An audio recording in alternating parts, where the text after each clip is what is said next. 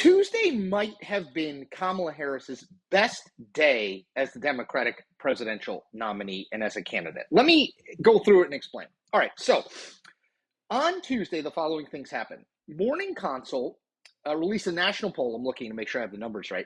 That had Harris at 51 to 46 for Donald Trump nationally. That's the highest and biggest margin Morning Consult has ever had measuring Harris. Monmouth University had a national poll out Tuesday. 49% Harris, 44% Trump.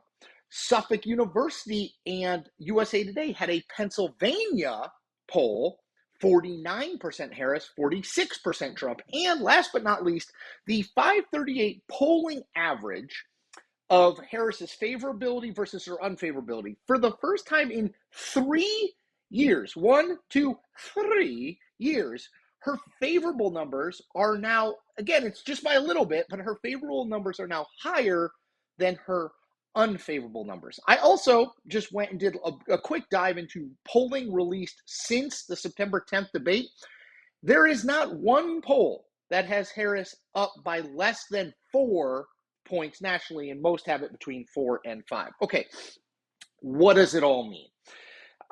I think it means that she is in the best position she has been to win this race since July 21st when Joe Biden got out of the race. Now, hear me.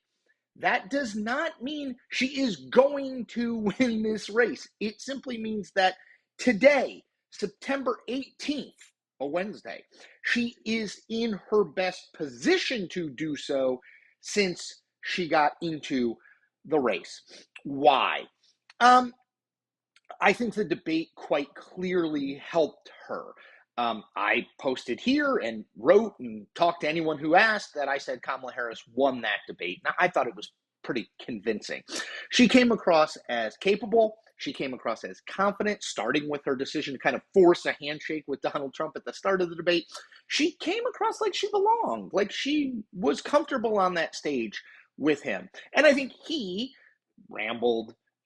He let her get under his skin, all the things that we've talked about. So to me, the debate was clearly a factor in why we are today, 8 days after the debate, where we are.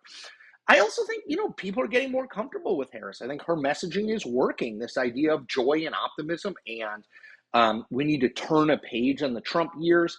I think that works and is working. Okay, so I always like to bring you the full 360-degree picture. So what are we missing, or what in that lead and that polling, good news in polling for Harris, should we take note of that either counteracts it or, we need to sort of take with a grain of salt? Okay, a couple things. One,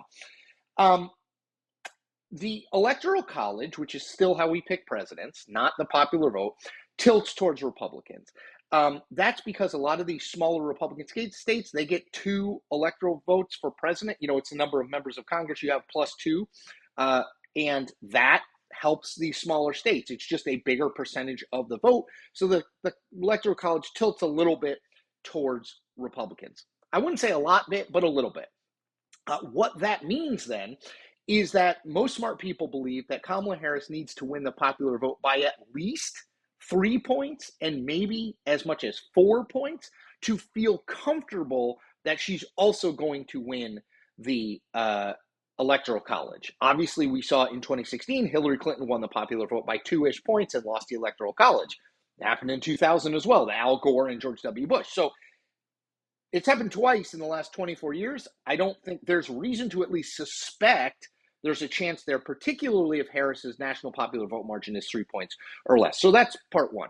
Part two of my caveats, and this is also important, is that in 2016 and 2020, Donald Trump overperformed where national polling suggested he would be in the popular vote. So in 2016, as I mentioned, Hillary Clinton won by 2 points.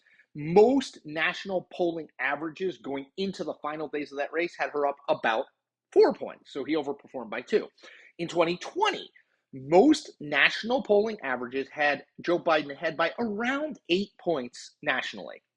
He won by 4 points. So Donald Trump overperformed by 4. Now, have pollsters figured out the Trump vote? Have they factored that in? Does Roe v. Wade and that the overturning of it by the Supreme Court, does that counteract what we've seen, which is kind of a Republican or a Trump surge that's not measured by polls? I don't know, but I think it's worth at least noting that Donald Trump, on both of the times he has been a national candidate, has overperformed what national polling averages suggested he would. So where does that leave us? I think it leaves us with Harris slightly ahead. I think she is doing, at least as of today, what she needs to do to win this race, which is to win the popular vote by 4-ish points, to put states like Georgia and North Carolina and Arizona and Nevada in play, to give her more options to 270, even if she doesn't win, say, Wisconsin or Pennsylvania. And so I think today we can say she is where she needs to be. If she tracks on this trajectory for the next 48 days, I think she will wind up winning the race. Now, that's obviously a big if for all the caveats I just said, plus the fact that we don't have polling that factors in whether the second assassination attempt against Donald Trump over the weekend changes anything. I don't know if it will. External events typically have not affected Trump's numbers, but maybe it will change things. I don't know the answer to that. We don't know if they're going to debate again. If they do, maybe that changes things. We don't know about other external events, the economy, jobs, the situation is in Israel, the situation in Russia and Ukraine, some other major event that could happen between now and the election. We don't know those things, but what I'm saying is, if things remain consistent on this trajectory, Kamala Harris has now put herself in a place where she can win this race, and I would say is a sort of pinky finger favorite to win the race. All right, that's all I got for today. As always, I ask you to do 4 things. 1, subscribe to this channel. Just hit subscribe. It's free. It's easy. 2, like this. Just give it the old thumbs up. 3, comment. Do it for the algorithm. And 4, tell 10 friends. That was 20 friends, but tell 20 friends. All right. And by the way, got some big news coming. Be a separate video. Don't want to spoil it. I mean, you know if you're paying attention, but I'm excited. We are moving, people. Momentum, momentum, momentum. Thank you all, as always, for your support. I am having a great time doing this. I am learning a lot. I am growing a lot. I am trying my best to figure out what the audience wants, what I want to do, and where we can meet in the middle, because I don't want to just give you what the audience wants. And I want to tell you the truth all the time as I see it.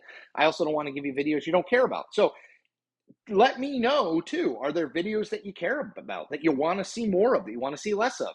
Again, it's not going to determine all my decisions, but I'll certainly factor it in.